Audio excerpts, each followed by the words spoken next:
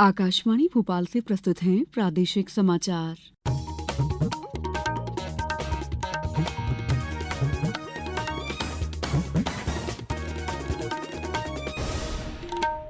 नमस्कार, समाचारों के साथ मैं दीपा सिंह। सबसे पहले मुख्य समाचार। प्रधानमंत्री आज बिहार और पश्चिम बंगाल के दौरे पर कई विकास कार्यों की देंगे सौगात। ऑनलाइन गेमिंग विधेयक संसद में पारित। प्रधानमंत्री ने कहा ये विधेयक समाज को मनी गेम्स के दुष्प्रभावों से बचाएगा। प्रदेश के ग्रामीण क्षेत्रों में 70% घरों तक पहुंचा नल से जल और प्रदेश के अधिकांश हिस्सों में भारी बारिश का अलर्ट। अब समाचार विस्तार से। प्रधानमंत्री नरेंद्र मोदी आज बिहार और पश्चिम बंगाल के दौरे पर रहेंगे। श्री मोदी इस दौरान दोनों राज्यों को विकास कार्यों की कई सौगात देंगे। प्रधानमंत्री बिहार के गया में लगभग 13,000 करोड़ रुपए मूल्य के विकास परियोजनाओं का शुभारंभ और शिलान्यास करेंगे।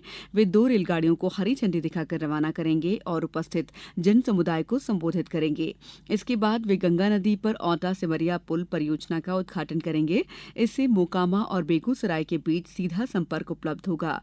इस नए पुल से उत्तर और दक्षिण बिहार के बीच आने वाले वाहनों के लिए 100 किलोमीटर से अधिक की यात्रा दूरी कम हो जाएगी। पश्चिम बंगाल में प्रधानमंत्री कोलकाता में नवनिर्मित खंडों पर मेट्रो ट्रेन सेवा का शुभारंभ करेंगे।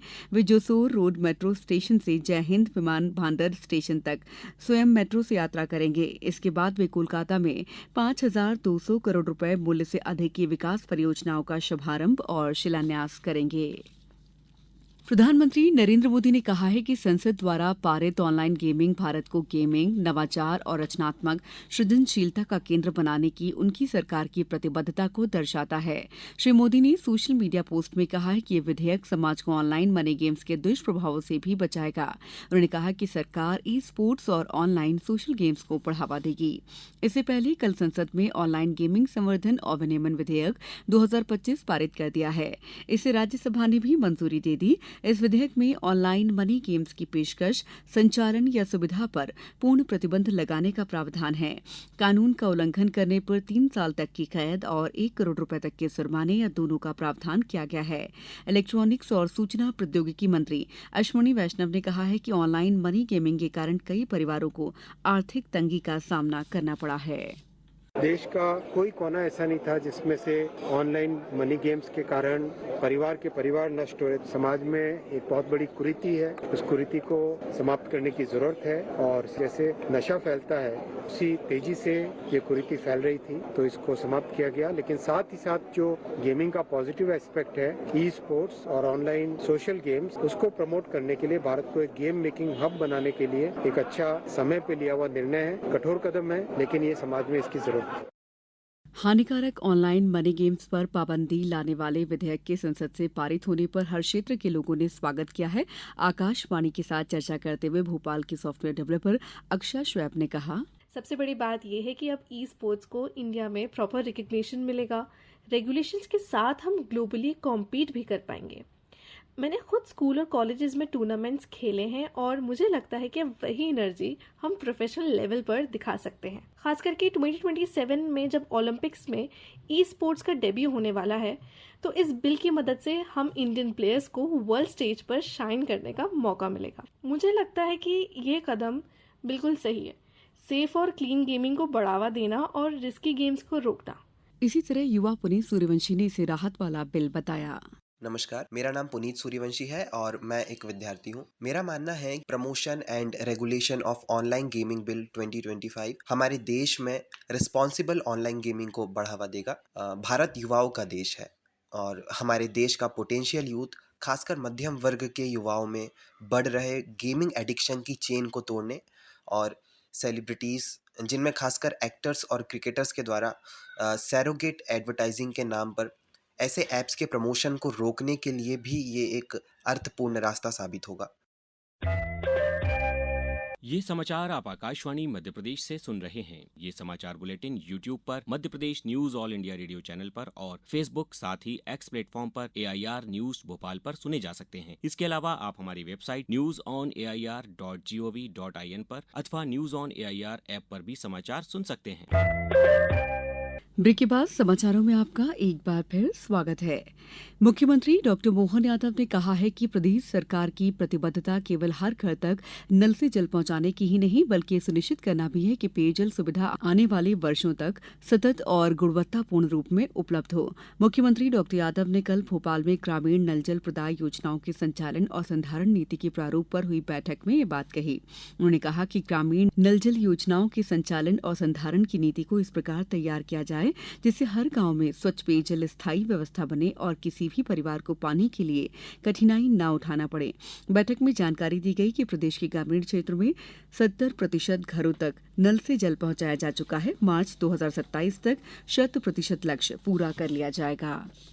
रेलवे त्योहारों के अवसर पर श्रद्धालुओं और यात्रियों की सुगमता के लिए 380 गणपति विशेष यात्री रेलगाड़ियां चलाएगी। वर्ष 2023 में इस प्रकार की कुल 305 रेलगाड़ियां चलाई गई थीं, लेकिन पिछले वर्ष इनकी संख्या बढ़कर 358 हो गई। गणपति पूजा 27 अगस्त से 6 सितंबर के बीच मनाई जाएगी। रेल मंत्रालय ने एक बयान में कहा है कि महाराष्ट्र और कोंकण क्षेत्र में त्योहारों के दौरान यात्रियों की मांग पूरी करने के लिए मध्य रेलवे सबसे अधिक 296 विशेष रेलगाड़ियां चलाएगा। पश्चिम रेलवे 56, कोंकण रेलवे 6 और दक्षिण पश्चिम रेलवे 22 गणपति विशेष रेलगाड़ियां चलाएगी। केंद्रीय सड़क परिवहन और राजमार्ग मंत्री नितिन गडकरी और मुख्यमंत्री डॉक्टर मोहन यादव कल जबलपुर में प्रदेश के सबसे बड़े और अत्याधुनिक फ्लाईओवर का लोकार्पण करेंगे। ये एलिवेटेड कॉरिडोर न केवल मध्य प्रदेश का सबसे बड़ा फ्लाईओवर है बल्कि इसमें कई ऐसी विशेषताएं भी शामिल हैं जो इसे विशिष्ट पहचान देती हैं। भारत ने बुल्गारिया में आयोजित अंडर 20 विश्व कुश्ती चैंपियनशिप 2025 में कल 2 रजत पदक जीते। महिलाओं के 55 किलोग्राम वर्ग में रीना को फाइनल में अमेरिका की एवरेस्ट लेडेकर से 2-10 से हारकर रजत पदक से संतोष करना पड़ा। उधर 76 किलोग्राम वर्ग के फाइनल में प्रिया मलिक भी यूक्रेन की नादिया सोकोलोवास्का से हार गई और उन्हें भी रजत पदक मिला। चैंपियनशिप में अब तक भारत के पदकों की संख्या 5 हो गई है, जिसमें 1 स्वर्ण और 4 रजत पदक हैं। प्रदेश में मानसून पूरी तरह से सक्रिय है। प्रदेश में अब तक औसतन 32.4 इंच बारिश दर्ज की जा चुकी है, जो पूरे मानसून सीजन के तय कोटि का लगभग 87% है। मौसम विभाग ने अगले 5 दिनों तक प्रदेश के अधिकांश हिस्सों में भारी से अति भारी बारिश का अलर्ट जारी किया है। मौसम विभाग ने आज धार, उज्जैन, श्योपुरकला में भारी बारिश का ऑरेंज अलर्ट जारी किया है। इसके अलावा इंदौर, नीमच और बालाघाट सहित 22 जिलों में भारी बारिश का येलो अलर्ट जारी किया है। अब कुछ समाचार संक्षेप में। खंडवा के लोकसभा सांसद ज्ञानेश्वर पाटिल ने प्रधानमंत्री से शिष्टाचार भेंट की। उन्होंने खंडवा संसदीय क्षेत्र के सर्वांगीण विकास के लिए कृषि, पर्यटन और उद्योग की स्थापना हेतु विशेष पैकेज स्वीकृत करने का अनुरोध किया। भोपाल सांसद आलोक शर्मा ने नई दिल्ली में केंद्रीय कानून मंत्री अर्जुन राम मेघवाल से मुलाकात कर भोपाल में हाईटेक बेंच स्थापित करने की मांग की है। शिवपुरी में अपने दौरे के दौरान कल केंद्रीय संचार और उत्तर पूर्वी क्षेत्र विकास मंत्री ज्योतिरादित्य सिंधिया ने बाढ़ प्रभावित कोलारस के गांव लिलवारा का दौरा किया।